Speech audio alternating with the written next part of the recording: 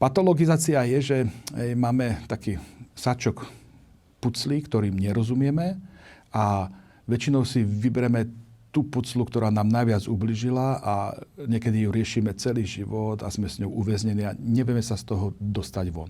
Hej, že vlastne nás to nakoniec zničí.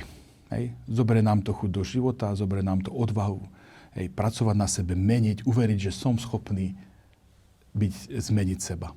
Hej. Neviem, či chceš, Zuzka, niečo dodať? Môže byť, no. Asi stručná. Zuzka, tak ako to ty vidíš ako psychologička, túto tému mužskej spirituality? Tak vyjadrila by som sa najprv príbehom.